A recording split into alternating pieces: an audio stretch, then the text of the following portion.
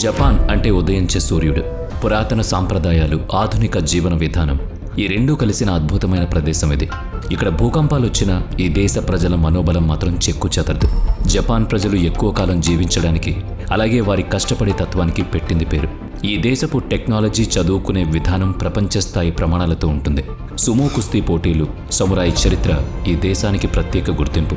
ఇక్కడ bullet train వేగం ఎంతుంటుందో సంప్రదాయ వేడుకల ప్రశాంతత కూడా అంతే ఉంటుంది. ప్రపంచ ప్రసిద్ధి చెందిన సూషీ రుచులే కాదు, రోబోట్ల సందడి కూడా ఇక్కడ ఎక్కువే. ఇలా ఎన్నో ప్రత్యేకతలు ఉన్న ఈ అందమైన దేశం గురించి, జపాన్ దేశం యొక్క సంగతుల గురించి చాలా ఇంట్రెస్టింగ్గా చెప్పుకోబోతున్నాం. పదండి జపాన్ వెళ్ళొద్దాం.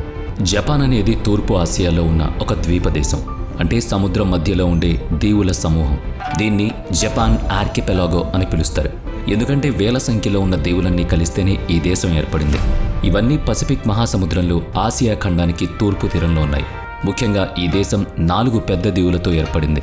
అవే హోక్టైడో, షికోకు, క్యూషి మరియు హోన్షు. ఇవే కాకుండా మరో 4000 చిన్న దీవులు కూడా జపాన్ దేశంలో భాగంగా ఉన్నాయి. ఇవన్నీ కలిపితే జపాన్ వైశాల్యం సుమారుగా 3,77,975 చదరపు కిలోమీటర్లు ఉంటుంది. ఇది భూమి మొత్తం వైశాల్యంలో కేవలం 0.2% మాత్రమే. 2023లో సముద్రం లోపల అగ్నిపర్వతం పేలడం వల్ల ఈ సమూహంలో ప్రపంచంలోనే సరికొత్త మరో దీవి కూడా వచ్చి చేరింది. జపాన్ సరిహద్దుల విషయానికొస్తే ఉత్తరాన ఒకోకోట్ సముద్రం, దక్షిణాన తూర్పు చైనా సముద్రం, పశ్చిమాన జపాన్ సముద్రం మరియు తూర్పున పసిఫిక్ మహాసముద్రం ఉన్నాయి. అంటే ఈ దేశం 4 వైపులా నీటితో చుట్టబడి ఉంది. జపాన్కు రష్యా, కొరియా, చైనా దేశాలు పొరుగు దేశాలు. జపాన్ మన భారతదేశానికి తూర్పు వైపున ఉంది. ఇక్కడ సమయం మనకంటే 3 గంటల 30 నిమిషాల ముందుంటుంది. అంటే మన దగ్గర ఉదయం 10 గంటలైతే జపాన్లో మధ్యాహ్నం 1 గంట 30 నిమిషాలు అవుతుంది. ఇక్కడ కరెన్సీని జపనీస్ యెన్ అని పిలుస్తారు. మన రూపాయి విలువతో పోలిస్తే ఒక ఎన్ విలువ సుమారుగా 55 పైసలు ఉంటుంది. ఇక్కడ ముఖ్యంగా జపనీస్ భాష మాట్లాడతారు. దీంతోపాటు ఒకినావన్, ఐను అనే భాషలు కూడా వాడుకలో ఉన్నాయి. ఈ దేశంలో అక్షరాస్యత చూస్తే మతిపోతుంది, ఏకంగా 99%. ఇది నిజంగా అభినందించాల్సింది కాదు, ఆశ్చర్యపోవాల్సిందే. జపాన్ రాజధాని టోక్యో. ఇది ఆ దేశంలోనే అతిపెద్ద నగరం. గ్రేటర్ టోక్యో ప్రాంతం ప్రపంచంలోనే అత్యధిక జనాభా కలిగిన నగరాల్లో ఒకటి. 2024 నాటికి దీని జనాభా 37 మిలియన్లకు పైగా ఉంటుంది. జపాన్ భూభాగంలో 70% కొండలతో నిండి ఉంటుంది. అందుకే ఇక్కడ పెద్ద నగరాలన్నీ మిగిలిన 30% మైదాన ప్రాంతాల్లోనే ఉన్నాయి. Tokyo, Kyoto, Yokohama, Osaka, Nagoya, Sapporo, Sendai, Kawasaki, Hiroshima, Fukuoka ఇవన్నీ జపాన్లోని ముఖ్యమైన నగరాలు. కొండలు, నగరాలు కలిసిన ఈ అందమైన దేశంలో రాజ్యాంగబద్ధమైన రాచరికం ఉంది. అంటే ఇక్కడ చక్రవర్తి ఉంటాడు, అలాగే పార్లమెంట్ కూడా ఉంటుంది. అయితే చక్రవర్తికి నామమాత్రపు అధికారాలే ఉంటాయి. నిజమైన రాజకీయ అధికారం పార్లమెంట్ మరియు ప్రధానమంత్రి చేతుల్లో ఉంటాయి. జపాన్లో మనలాగా రాష్ట్రాలుండవు. వాటికి బదులు ప్రిఫెక్చర్స్ ఉంటాయి. వీటిని ప్రావిన్సెస్ అని కూడా పిలవచ్చు. మొత్తంగా 47 ప్రిఫెక్చర్స్ ఉన్నాయి. భౌగోళికంగా చారిత్రక కారణాల వల్ల వీటిని 8 ప్రాంతాలుగా విభజించారు. అవి హోకైడో, తోహోకు, కాంతో, సుబు, కింకు, సుకోకు, షికోకు మరియు కుషి ఒకియావా. ఒక్కో ప్రాంతానికి మాట్లాడే విధానం, ఆచారాలు వేరువేరుగా ఉంటాయి. ఇక 8 ప్రాంతాల్లో హోకైడో ఉత్తర దిక్కున ఉన్నది. ఇది చల్లని వాతావరణానికి, ప్రకృతి అందాలకు ప్రసిద్ధి. దానికి దక్షిణాన ఉన్న తోహోకు ప్రాంతం పురాతన నగరాలకు, వేడినీటి బుగ్గలకు ఫేమస్. కాంతో ప్రాంతం జపాన్లోనే బాగా అభివృద్ధి చెందిన ప్రదేశం. రాజధాని టోక్యో ఇక్కడే ఉంది. సబు ప్రాంతంలో మౌంట్ ఫుజీ పర్వతం ఉంది. ఇది పర్యాటకానికి, పరిశ్రమలకు పేరుగాంచింది. కింకి ప్రాంతంలో ఒసాకా, కియోటో నగరాలున్నాయి. ఇది సంస్కృతికి, చరిత్రకు పుట్టినిల్లు. చుగోకు ప్రాంతంలో హిరోషిమా నగరం ఉంది. షికోకు అనేది జపాన్లోని అతి చిన్న ప్రధాన దీవి. ఇది ప్రశాంతమైన వాతావరణానికి పెట్టింది పేరు. ఇక క్యుషు, ఒకినావా ప్రాంతం దక్షిణాన ఉంది. ఇక్కడ వాతావరణం వెచ్చగా ఉంటూ సముద్ర తీరాలకు ప్రసిద్ధి చెందింది. జపాన్లో 2 ముఖ్యమైన మతాలున్నాయి. ఒకాషి, షింటో. 2 బౌద్ధ మతం. షింటో అనేది జపాన్లోనే అతి పురాతనమైన మతం. వీరు ప్రకృతిని, పూర్వీకుల ఆత్మలను పూజిస్తారు. వీరి నమ్మకం ప్రకారం కొండలు, నదులు, చెట్లు, రాళ్ళు ఇలా ప్రతి ప్రకృతి వస్తువులోనూ దేవుడుంటాడు. అందుకే జపనీయులు ప్రకృతిని చాలా గౌరవిస్తారు. ఒక బౌద్ధ మతం కొరియా మీదుగా ఇక్కడికొచ్చింది. ఇక్కడి సంస్కృతిలో కలిసిపోయి కొత్త రూపాన్ని సంతరించుకుంది. బౌద్ధ దేవాలయాలను తరచుగా కొండలు, అడవుల మధ్యలో నిర్మిస్తారు. ఇది ప్రకృతితో మనిషికి ఉన్న అనుబంధాన్ని తెలియజేస్తుంది. చాలామంది జపనీయులు ఈ 2 మతాలను పాటిస్తారు. ఇవే కాకుండా క్రైస్తవ, ముస్లిం, హిందూ మతాల వారు కూడా ఇక్కడ నివసిస్తూ ఉంటారు. జపాన్ జెండాలో తెల్లటి వస్త్రం మధ్యలో ఎర్రటి గుండ్రటి ఆకారం ఉంటుంది. ఈ తెలుపు రంగు స్వచ్ఛతకు, నిజాయితీకి, శాంతికి ప్రతీక అయితే ఎరుపు రంగు సూర్యుడిని సూచిస్తుంది. ఇది దేశం పట్ల ప్రజలకున్న గౌరవాన్ని, గర్వాన్ని తెలియజేస్తుంది. అసలు జపాన్ అనే పేరుకు అర్థమే ఉదయించే సూర్యుడు, భూమి అని. చైనా వైపు నుంచి చూస్తే సూర్యుడు జపాన్ దిశ నుంచే ఉదయిస్తాడు కాబట్టి ఈ పేరు వచ్చింది. స్థానికులు తమ దేశాన్ని నిహోన్ లేదా నిప్పన్ అని పిలుస్తారు. అంటే సూర్యుడు పుట్టిన చోటు అని. ఒక చిన్న ద్వీప దేశం ప్రపంచంలోనే అతిపెద్ద ఆర్థిక వ్యవస్థగా ఎలా మారింది మరి? జపాన్ చరిత్ర చాలా ఆసక్తికరంగా ఉంటుంది. అందుకే సుమారు క్రీస్తుపూర్వం 3000 సంవత్సరాల్లో సైబీరియా, కొరియా నుంచి ప్రజలు ఇక్కడికి వచ్చి వేటా చేపలు పట్టడం ద్వారా జీవించేవారు. క్రీస్తుపూర్వం 300 నాటికి వ్యవసాయం మొదలైంది. తర్వాత కాలంలో అక్కడ బౌద్ధ మతం ప్రభావితం పెరిగింది. మధ్యయుగంలో సమురాయిల పాలన సాగింది. ఎన్నో గొప్ప ఆలయాలు, కోటలు నిర్మించబడ్డాయి. 1867లో మూజీ పునరుద్ధరణతో కేంద్ర ప్రభుత్వం ఏర్పడి దేశం ఆధునికీకరణ వైపు వేగంగా అడుగులు పడ్డాయి. మొదట ప్రపంచ యుద్ధంలో అమెరికాతో కలిసి మిత్రరాజ్యాల వైపు నిలిచింది. కానీ రెండో ప్రపంచ యుద్ధంలో అమెరికా నేవీ బేస్పై దాడి చేయడంతో పరిస్థితి మారింది. దానికి ప్రతిగా 1945 ఆగస్టు 6 మరియు 9వ తేదీల్లో అమెరికా జపాన్లోని హిరోషిమా, నాగసాకి నగరాలపై అణుబాంబులు వేసింది. దీనివల్ల లక్షల మంది చనిపోయారు. జపాన్ లొంగిపోక తప్పలేదు. ఆ తర్వాత కొంతకాలం ఈ దేశం అమెరికా నియంత్రణలో ఉండాల్సి వచ్చింది. యుద్ధం వల్ల దేశం నాశనమైన జపనీయులు తమ కష్టంతో, కొత్త ఆలోచనలతో దేశాన్ని మళ్లీ నిలబెట్టుకున్నారు. 19వ 20వ శతాబ్దంలో పరిశ్రమలు వేగంగా అభివృద్ధి చెందాయి. 1947లో కొత్త రాజ్యాంగం వచ్చింది. 1952లో అమెరికా నుంచి పూర్తి స్వేచ్ఛ పొందింది. ఆ తర్వాత వెనక్కి తిరిగి చూసుకోలేదు. ప్రస్తుతం ప్రపంచంలోనే 4వ అతిపెద్ద ఆర్థిక వ్యవస్థగా ఎదిగింది. ఇక్కడ మిక్స్డ్ ఎకనామీ ఉంది. దేశ ఆర్థిక వ్యవస్థలో 70% వాటా సేవా రంగందే. ఇందులో బ్యాంకింగ్, ఐటీ, ఆరోగ్యం, విద్య వంటి ఉన్నాయి. ఇక పారిశ్రామిక రంగం 30% వాటా కలిగి ఉంది. High quality cars, electronics, machinery తయారీలో జపాన్ను అభివృద్ధి చెందిన దేశంగా మార్చింది ఈ రంగమే. వ్యవసాయం, అటవీ సంపద, చేపలు పట్టడం కూడా ఇక్కడ ముఖ్యమైన వృత్తులే. ఆర్థికంగా కాదు, ప్రకృతి పరంగా కూడా జపాన్ చాలా అందమైంది. హొకైడో, తోహోకు అటవీ ప్రాంతాలు, మౌంట్ ఫుజీ పర్వతాలు, అందమైన సముద్ర తీరాలు ఇక్కడ చాలా ఉన్నాయి. అభివృద్ధి చెందిన దేశమైనప్పటికీ ఇక్కడ భూభాగం దట్టమైన అడవులతో నిండుండడం విశేషం. అయితే జపాన్కు ఒక పెద్ద ముప్పు కూడా ఉంది. అదే రింగ్ ఆఫ్ ఫైర్. పసిఫిక్ మహాసముద్రంలో అగ్నిపర్వతాలు, భూకంపాలు ఎక్కువగా వచ్చే ప్రాంతంలో ఈ దేశం ఉంది. భూమి లోపల ఉండే టెక్టానిక్ ప్లేట్లు కదలడం, ఢీకొనడం వల్ల ఇక్కడ ప్రతి ఏటా వేల సంఖ్యలో చిన్నవి పెద్దవి భూకంపాలు వస్తూనే ఉంటాయి. సముద్రం లోపల వచ్చే కదలికల వల్ల సునామీలు కూడా వచ్చే ప్రమాదం ఉంది. చరిత్రలో 1923లో వచ్చిన కాంతో భూకంపం, 2011లో వచ్చిన తూర్పు జపాన్ భూకంపం అత్యంత వినాశనకరమైనవి. ఎన్ని కష్టాలున్నా జపాన్ ఎప్పుడూ వణకలేదు, తొనకలేదు. భూకంపాలను తట్టుకునేలా భవనాలు నిర్మిస్తారు. స్కూళ్ళు, ఆఫీసుల్లో మాక్ డ్రిల్స్ నిర్వహిస్తారు. పటిష్టమైన సునామీ హెచ్చరిక వ్యవస్థ కూడా ఇక్కడ ఉంది. జపాన్లో వసంతం, ఎండాకాలం, శరదృతువు, చలికాలం అనే 4 ఋతువులుంటాయి. ఇక్కడ సరస్సులను మిజు అంటారు. వీటిలో బివా సరస్సు జపాన్లోనే అతిపెద్ద మంచినీటి సరస్సు. ఇది ప్రపంచంలోని 10 పురాతన సరస్సుల్లో ఒకటి.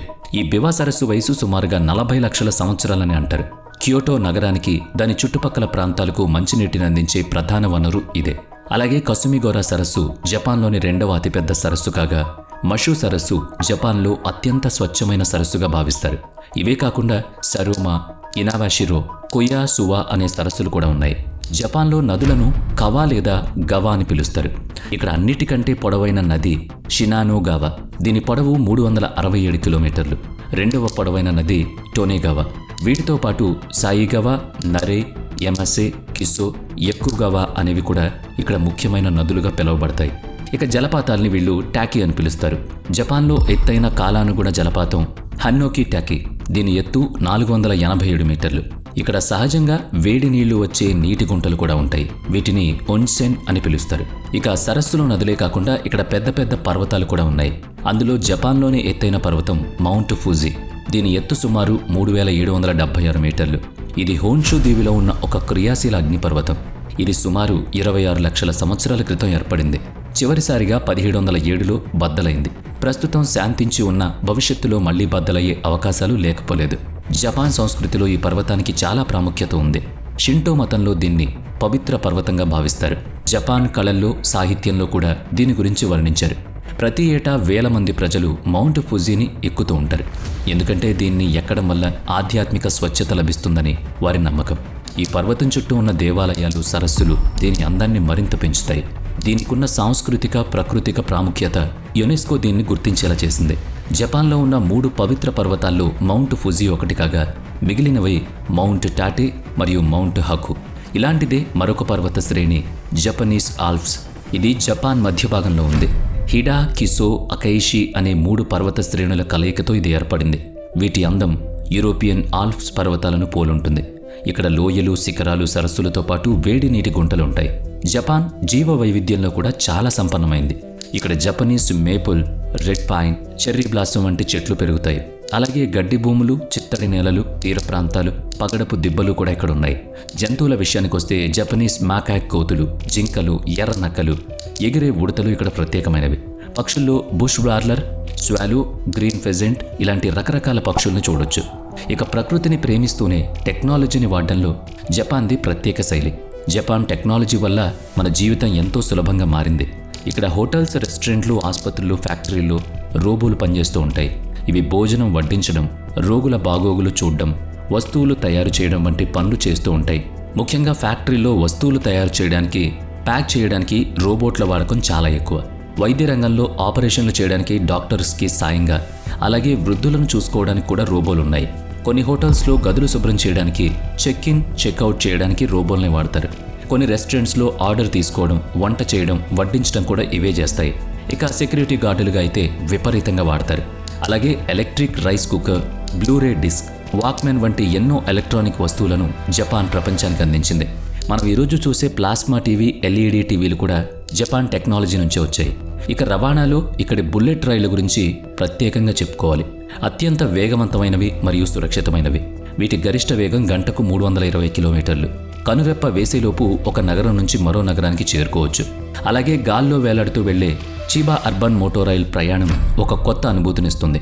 జపాన్లో కొన్ని చోట్ల భవనాల మధ్యలో నుంచి రోడ్లు వెళుతూ ఉంటాయి. ఇది నిజంగా ఆశ్చర్యకరంగా ఉంటుంది. ముఖ్యంగా టోక్యో, ఒసాకా వంటి నగరాల్లో ఇలాంటివి కనిపిస్తాయి. ఇక్కడ స్థలం తక్కువగా ఉండడం, భూకంపాల ముప్పును దృష్టిలో పెట్టుకుని ఇలాంటి వినూత్న నిర్మాణాలు చేశారు. ఇక్కడ స్థలం తక్కువ కాబట్టి క్యాప్సూల్స్ హోటల్స్ అనే కొత్త రకం బస చేసే పద్ధతిని కనిపెట్టారు. ఇవి చాలా చిన్నగా ఉన్న, సౌకర్యంగా ఉండే మినీ హోటల్స్ లాంటివి. ఒక మనిషి పడుకోవడానికి సరిపోయే స్థలంలోనే టీవీ, ఏసీ, లైట్లు, ఛార్జింగ్ పాయింట్స్ ఇస్తూ ఉంటారు. తక్కువ ఖర్చుతో ప్రయాణించే వారికి ఇవి ఎంతగానో ఉపయోగపడతాయి. అలాగే జపాన్లో ప్రతి వీధిలో వెండింగ్ మిషన్లు కనిపిస్తూ ఉంటాయి. ఇవి 24 గంటలు పనిచేస్తాయి. కేవలం బటన్ నొక్కగానే వేడి ఆహారం, పూల్, హెడ్ ఫోన్లు, టీషర్ట్స్ వంటివి వీటి ద్వారానే కొనుక్కోవచ్చు. ఇక ఈ ఆవిష్కరణలే కాకుండా సూపర్ మ్యారియో, వీడియో గేమ్స్, కార్టూన్లు కూడా జపాన్ సృష్టి. జపనీస్ కామిక్స్ అయిన మాంగా మరియు ఎనిమేలను ప్రపంచమంతా ఇష్టపడుతుంది. జపనీస్ పాప్ మ్యూజిక్ లేదా జే పాప్ కూడా ఇక్కడ చాలా ఫేమస్. జపాన్ ఇంత అభివృద్ధి చెందడానికి ప్రధాన కారణం అక్కడ వర్క్ కల్చర్. ఇక్కడ ప్రజలు చాలా కష్టపడి పనిచేస్తారు, క్రమశిక్షణతో ఉంటారు, కంపెనీ పట్ల అంకిత భావంతో ఉంటూ టీం వర్క్, సీనియర్లకు గౌరవించడం ప్రాధాన్యతగా పెట్టుకుంటారు. ఆఫీసుల్లో ఓవర్ టైం చేయడం ఇక్కడ సర్వసాధారణం. అలసట పోగొట్టుకోవడానికి పని మధ్యలో కాసేపు నిద్రపోవడాన్ని కూడా తప్పుగా చూడరు. అయితే విపరీతమైన పని ఒత్తిడి వల్ల ఆరోగ్యం పాడై చనిపోయే పరిస్థితి కూడా ఉంది. దీన్ని కరోషి అంటారు. ఈ సమస్యను తగ్గించడానికి ప్రభుత్వం ఇప్పుడు చర్యలు తీసుకుంటుంది. జపాన్ విద్యా విధానం ప్రపంచంలోనే అత్యుత్తమమైన వాటిలో ఒకటి. ఇక్కడ బట్టి చదువుల కంటే ప్రాక్టికల్ నాలెడ్జ్కి, నైతిక విలువలకు ఎక్కువ ప్రాధాన్యత. 9 ఏళ్ల వరకు చదువు ఉచితం మరియు తప్పనిసరి. అందుకే ఇక్కడ అక్షరాస్యత రేటు అంత ఎక్కువగా ఉంది. చిన్నప్పటి నుంచే పిల్లలకు గణితం, సైన్స్తో పాటు స్వతంత్రంగా ఉండడం నేర్పిస్తారు. 6 ఏళ్ల పిల్లాడు కూడా గుంపుగా సొంతంగా నడుచుకుంటూ స్కూల్కి వెళ్తారు. తమ స్కూల్ని, బెంచుల్ని వాళ్లే శుభ్రం చేసుకుంటారు. భోజన సమయంలో ఒకరికొకరు వడ్డించుకుంటారు. పెద్దలను గౌరవిస్తారు. భూకంపం వస్తే ఎలా రక్షించుకోవాలో కూడా వాళ్ళకి తెలుసు. జపాన్ ప్రజలు ప్రపంచంలోనే ఎక్కువ కాలం జీవించే వాళ్లలో ముందుంటారు. దీనికి కారణం వారి జీవనశైలి. వాళ్ళు చాలా సమతుల్యమైన జీవితాన్ని గడుపుతారు. వారి ఆహారంలో రెడ్ మీట్ తక్కువగా ఉండి, చేపలు, సోయాబీన్, తాజా కూరగాయలు ఎక్కువగా ఉంటాయి. జంక్ ఫుడ్కు, నూనె పదార్థాలకు దూరంగా ఉంటారు. వీరు శారీరకంగా చురుగ్గా ఉంటారు. నడవడానికి ఎక్కువ ఇష్టపడతారు. మానసిక ప్రశాంతత కోసం వీళ్ళు ఫారెస్ట్ బాతింగ్ చేస్తారు. అంటే అడవిలోకి వెళ్లి ప్రకృతి మధ్య సమయం గడుపుతారు. దీనివల్ల ఒత్తిడి తగ్గి ఆరోగ్యంగా ఉంటారు. జపాన్ వాళ్ళు కొత్త టెక్నాలజీ వాడుతున్నా తమ సాంప్రదాయాలను అస్సలు వదులుకోరు. ఎదుటివారికి గౌరవం ఇస్తూ తల వంచి నమస్కరిస్తారు. ప్రపంచ ప్రసిద్ధి చెందిన సుమో కుస్తీ వీరి జాతీయ క్రీడ. ఇది షింటో మతంతో ముడిపడి ఉంది. భారీ శరీరం, బలం ఉన్న సుమోలు దీన్ని దైవకార్యంగా భావిస్తారు. ఇక చరిత్రలో నిలిచిపోయిన సమురాయి యోధులు జపాన్ సైనిక శక్తిలో సమాజ నిర్మాణంలో కీలక పాత్ర పోషించారు. అలాగే నింజాలు గూఢచారులుగా, ఆయుధ విద్యలో నిష్ణాతులుగా ఉంటూ రహస్య ఏజెంట్లుగా పనిచేసేవారు. నింజా టెక్నిక్ ప్రపంచవ్యాప్తంగా ఎంత ఫేమస్సో మనందరికీ తెలుసు. అలాగే జపాన్ సంస్కృతిలో మరో ప్రత్యేక విషయం గీషా. వీరు సాంప్రదాయ మహిళా కళాకారులు. ఎన్నో ఏళ్ల కఠిన శిక్షణ తర్వాత వీళ్ళు డాన్స్, మ్యూజిక్, మాట్లాడే విధానంలో నైపుణ్యం సాధిస్తారు. వీరి ముఖ్య ఉద్దేశం కేవలం వినోదం పండించడమే కాదు, తమ కళ ద్వారా శాంతిని, మర్యాదను పెంచడం. ఇక జపాన్ సంస్కృతిలో టీ సెరమనీకి చాలా ప్రాముఖ్యత ఉంది. దీన్ని అక్కడ చానోయు అంటారు. ఇది 16వ శతాబ్దంలో మొదలైంది. ఇది కేవలం టీ తాగడం మాత్రమే కాదు, అంకిత భావం, శాంతి, పరస్పర గౌరవానికి ప్రతీక. జపనీయులు టీ తాగడాన్ని చాలా ఇష్టపడతారు. ఈ వేడుకలో మచ్చా అనే టీని వాడతారు. ఇది గ్రీన్ టీ ఆకులను పొడి చేసి వేడి నీటిలో కలిపి తయారు చేస్తారు. ఈ సమయంలో పాల్గొన్న వాళ్ళంతా ఒకరినొకరు గౌరవించుకుంటూ ప్రశాంతంగా సమయం గడుపుతారు. ఇక జపాన్ పండుగలను మత్సురి అని పిలుస్తారు. ఇవి ప్రకృతికి, దేవుడికి, మనుషుల మధ్య బంధాన్ని చూపిస్తాయి. వసంతకాలంలో వచ్చే చెర్రీ బ్లూసమ్ ఫెస్టివల్ లేదా హనామి చాలా ప్రత్యేకమైంది. ఈ సమయంలో చెట్లన్నీ గులాబీ రంగు పూలతో నిండిపోయి అద్భుతంగా కనిపిస్తాయి. దేశం మొత్తం సంతోషంలో నిండిపోతుంది. టోక్యోలోని యునో పార్క్లో జనం పిక్నిక్లు చేసుకుంటూ పండుగ చేసుకుంటారు. క్యోటోలో జరిగే గియోన్ మత్సురి అక్కడి రథయాత్రకు ప్రసిద్ధి. షికోకులో జరిగే అవా ఒడోరి డాన్స్లకు ఫేమస్. టోక్యోలో సంజా మత్సురి, కాందా మత్సురి ఇవి ముఖ్యమైన పండుగలు. ఇక జపాన్ ప్రజల జీవనశైలి కూడా చాలా భిన్నంగా ఉంటుంది. అక్కడి సాంప్రదాయ ఇళ్ళు చెక్కలతో కట్టబడి ఉంటాయి, ఎందుకంటే ఇవి భూకంపాలను తట్టుకోగలవు. ఇళ్లల్లో నేల మీద తతామి అనే వెదురు చాపలు వేస్తారు. ఇవి 600 ఏళ్ల నాటి ఆచారం. ఇక్కడ ఉమ్మడి కుటుంబ వ్యవస్థ ఉంది. 3 తరాల వాళ్ళు ఒకే ఇంట్లో ఉంటారు. జపనీయులు చాలా మెల్లగా మాట్లాడతారు. గట్టిగా మాట్లాడడం, నడుస్తూ తినడం, ప్లేట్లో అన్నం వదిలేయడం, అనుమతి లేకుండా ఫోటోలు తీయడం, రైలు పట్టాల మీదకు వెళ్లడం ఇక్కడ బ్యాన్. అయితే ఆహారాన్ని పంచుకోవడం అక్కడ మంచి పద్ధతి. జపాన్ ఆహారం ఆరోగ్యకరంగానూ రుచికరంగానూ ఉంటుంది. ఇందులో తాజా కూరగాయలు, చేపలు, బియ్యం ఎక్కువగా వాడతారు. సూషీ, రామెన్ వంటివి ప్రపంచవ్యాప్తంగా ఫేమస్. టెంపూరా, సుకియాకి కూడా అక్కడ స్పెషల్స్. ఆహారాన్ని చాప్ స్టిక్స్తో తింటారు. వీటిని బహుమతులుగా ఇవ్వడం కూడా సాంప్రదాయమే వాళ్ళకి. వీరు సాధారణంగా కింద కూర్చుని తింటారు. చలికాలంలో కొటాస్టు అనే హీటర్ ఉన్న టేబుల్ లోపల కాళ్ళు పెట్టుకుని దుప్పటి కప్పుకుని తింటారు. ఇక పర్యాటకులకు జపాన్ ఒక అద్భుతమైన దేశం. సూషీ రుచులు మౌంట్ ఫుజీ అందాలే కాకుండా Tokyo, Yokohama, Osaka, Kyoto, Hiroshima, Nagasaki వంటి ప్రదేశాలు చూడదగ్గవి. ఇక యొకోహామా జపాన్లో 2వ అతిపెద్ద నగరం. యొకోహామా నగరం తన ఆధునిక నిర్మాణాలు, అందమైన సముద్ర తీరాలకు, చారిత్రక ప్రదేశాలకు ప్రసిద్ధి చెందింది. ఇది జపాన్లోని అతిపెద్ద రేవు నగరాల్లో ఒకటి. ఇక్కడ మినాటో మిరై కెనాల్ ఏరియా, కప్నోస్రూ మ్యూజియం, యొకోహామా హాస్మో వరల్డ్ వంటి ముఖ్యమైన ప్రదేశాలున్నాయి. ఇక ఒసాకా విషయానికి వస్తే ఇది జపాన్లో 3వ అతిపెద్ద నగరం. ఈ నగరం అక్కడ సందడి వాతావరణానికి, రుచికరమైన ఫుడ్స్కి చాలా ఫేమస్. ఒకప్పుడు జపాన్ రాజధానిగా ఉన్న టోక్యో నగరం అక్కడ సంపన్నమైన సంస్కృతికి, చరిత్రకు ప్రతీక. ఇక్కడ 2000కు పైగా దేవాలయాలున్నాయి. వాటిలో కింకాకుజీ, కియోమిజుడెరా ఇవి 2 కూడా ముఖ్యమైనవి. గీషా సంస్కృతికి టోక్యో నగరం ప్రధాన కేంద్రం. శాంతికి, పునర్నిర్మాణానికి చిహ్నంగా మారిన హిరోషిమా నగరంలో peace memorial park, Genbaku Dome, Shukkeien garden, Miyajima ద్వీపం, అందులో ప్రసిద్ధ ఇత్సుకిషియా ఆలయం ఉన్నాయి. నాగసాకి ఒక చారిత్రక నౌకాశ్రయం. ఇక్కడ జపనీస్ మరియు యూరోపియన్ సంస్కృతుల కలయిక కనిపిస్తుంది. ఇక్కడ నాగసాకి పీస్ పార్క్, స్లోప్స్తో పాటు మౌంట్ ఇనాసా వంటి ప్రకృతి అందాలు పర్యాటకుల్ని ఆకర్షిస్తాయి. జపాన్ దక్షిణాన ఉన్న ఒకినావా దీవులు అందమైన సముద్ర తీరాలకు, స్వచ్ఛమైన నీటికి ప్రసిద్ధి. ఇక్కడ రియుకు సంస్కృతిలో చైనా, జపాన్ లక్షణాలు కలిసి ఉంటాయి. అలాగే హొకైడో దీవి ప్రకృతి అందాలకు పెట్టింది పేరు. ఈ నగరాలే కాకుండా జపాన్లో మౌంట్ ఫుజీ లాంటి ఎన్నో వరల్డ్ హెరిటేజ్ సైట్లున్నాయి. ఇవి జపాన్ చరిత్రను తెలియజేస్తాయి. హోర్యూజీ ఆలయంలో పురాతన చెక్క నిర్మాణాలు అద్భుతమైన పనితనాన్ని చూపిస్తాయి. హిమియేజీ కోటను వైట్ హెరాన్ క్యాజిల్ అని కూడా పిలుస్తారు. ఇది వాస్తుశిల్పానికి గొప్ప ఉదాహరణ. టోక్యోలోని స్మారక చిహ్నాలు అక్కడ చరిత్రను కళ్లకు కడతాయి. హిరాకావోగో, గొకాయామా అనే గ్రామాలు జపనీస్ ఆల్ప్సోస్లో ఉన్నాయి. ఇక్కడ మంచును తట్టుకునేలా ఏటవాలు కప్పులతో ఇళ్లను కడుతూ ఉంటారు. జపాన్ను కేవలం టెక్నాలజీ కోసమే కాకుండా చారిత్రక సంపదను కాపాడుకునేందుకు కూడా గుర్తించాలి. ఈ దేశం వృద్ధుల జనాభా పెరుగుదల, యువత తక్కువగా ఉండడం వంటి సవాళ్లను ఎదుర్కొంటుంది. ప్రపంచ పోటీని తట్టుకుంటూ భూకంపాలు, సునామీలతో పోరాడుతూ గొప్పగా నిలబడింది. భారతదేశంతో జపాన్కు బలమైన సాంస్కృతిక, వాణిజ్య సంబంధాలున్నాయి. పురాతన కాలం నుంచి నేటి వరకు 2 దేశాలు సహనంతో అభివృద్ధి చెందుతున్నాయి. మీరు ఇండియా నుంచి జపాన్ వెళ్ళాలనుకుంటే వసంతకాలం అంటే మార్చి నుంచి మే వరకు, లేదా శరదృతువు అంటే సెప్టెంబర్ నుంచి నవంబర్ మధ్యలో వెళ్ళడం మంచిది. భారతీయులకు జపాన్ వెళ్ళాలంటే వీసా అవసరం. ఢిల్లీ, ముంబై, బెంగళూరు నుంచి విమానాలు అందుబాటులో ఉన్నాయి. క్రూజ్లో వెళ్ళాలనుకుంటే సింగపూర్, చైనా లేదా దుబాయ్ ద్వారా వెళ్ళొచ్చు. ఇండియా నుంచి డైరెక్ట్ సర్వీస్ లేదు. జపాన్ యాత్ర ముగించుకుని వచ్చేటప్పుడు కొన్ని బహుమతులు తెచ్చుకోవచ్చు. క్యోటో సిరామిక్స్, టీ సెట్లు, ఓకినవా గ్లాస్ సామాన్లు ఇలాంటివి చాలా అందంగా ఉంటాయి. చెక్కతో చేసిన ఫర్నిచర్, బొమ్మలు, చేతి వృత్తుల సామాన్లు, స్టైలిష్గా ఉండే జపనీస్ వాచీలు కూడా ఎంతో పేరుగాంచినవి. వీడియో నచ్చితే లైక్ చేయండి, షేర్ చేయండి. ఇప్పటి వరకు మన ఛానల్ని సబ్స్క్రైబ్ చేయనట్లయితే ఇప్పుడే సబ్స్క్రైబ్ చేసుకుని పక్కనే ఉన్న బెల్ ఐకాన్పై క్లిక్ చేయండి. నెక్స్ట్ వీడియోలో మళ్ళీ కలుద్దాం. Thanks for watching.